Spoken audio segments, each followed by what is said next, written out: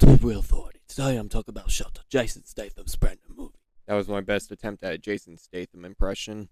Let's get into it. Jason Statham plays Jason Statham playing Mason. He's an ex-army exec who worked in this secret program, but now is living quite a quiet life on this lighthouse island. And dangerous circumstances forces him to bring in this girl. Unfortunately, there are mysterious forces conspiring against Mason, so now he has to fight his way out of the situation while also protecting the girl. If you are even remotely familiar with Jason Statham movies, you're probably gonna know exactly what you're getting into, and what I'm saying might just be common knowledge. But Jason Statham's one of those actors who you rely upon to make pretty fun action sequences and let the movie work out the rest of the kinks. And that's why he's become one of my favorite action stars. Like, he doesn't star in the best action movies ever. I mean, come to think of it, his best movie is probably Furious 7, or Expendables 2. And I'm pronounce you, husband and wife. But I mean, yeah, you absolutely are almost guaranteed an entertaining time, and even with the bad Jason Statham movies, Statham still gives it his all. So yeah, he does great as Mason here.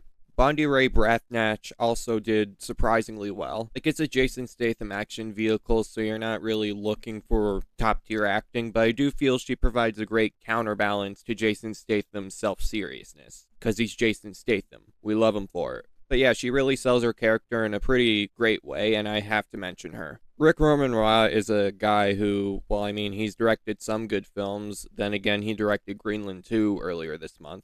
This is way better than Greenland 2, by the way, and his directing is definitely good. But more importantly, it's much more of a somber, emotional piece than your average Jason Statham movie. A lot of that may have to do with Ward Perry's screenplay.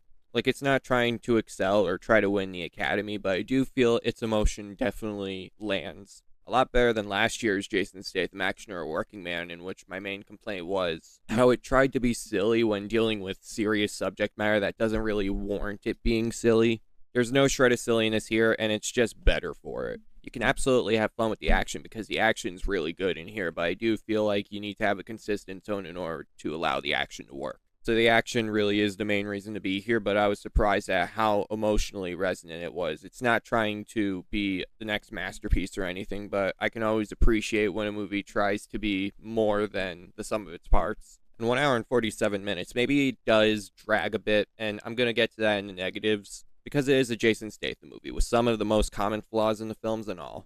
But yeah, if you're looking to just go in and out with a fun actioner, the runtime definitely is not wasted here, and you'll probably have a good time with it. But it does take its time to get into the action, but luckily the story, again, nothing groundbreaking, but is definitely trying to make you feel emotionally resonant with the story. Going on to the things that I didn't like the stretches that do not work are really focusing on the cops who are basically trying to figure out who Jason Statham is and how they should bring him in. Like, we've seen this a billion times. The Working Man and The Beekeeper did it, and that was one of my complaints with those movies too. Like, I'm not saying it's bad, but it's really out of place, but also they really should have just shortened the scenes down because who cares about them? They may add slightly to the plot, but I just really didn't care. I just really wanted to see action, and if they really wanted to let the emotions work fully, they should have just focused on Jason Statham and the girl, not this side plot. I don't know why it annoys me, but it's basically become common in Jason Statham movies for them to do that, when really they should have really focused on the man of the hour, Jason Statham.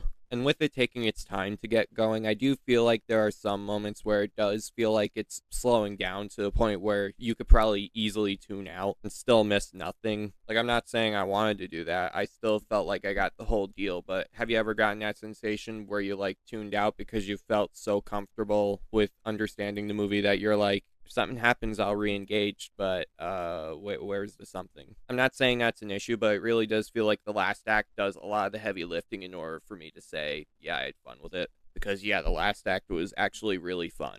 I guess that's really all I can say. It's a Jason Statham movie. It's simple. If you're a fan, you're going to absolutely enjoy this. You may not think it's a revolutionary masterpiece or anything, but damn it, you're going to have a good time. And if you're an action movie fan, there's enough here to sink into. Plus, with an emotional core that really does distinguish itself from other Jason Statham movies, again, it could have been handled better, but, you know, I appreciate the effort. So Real Authority does approve. 7 out of 10. Issues aside, yeah, surprisingly good. Make sure to leave a like, subscribe to the channel, turn on post notifications, and comment your thoughts on the movie, and let me know what your favorite Jason Statham movie is, and why don't we just go with strictly Jason Statham. Mine's Transporter 2, by the way. Let me know what yours is. Alright, peace.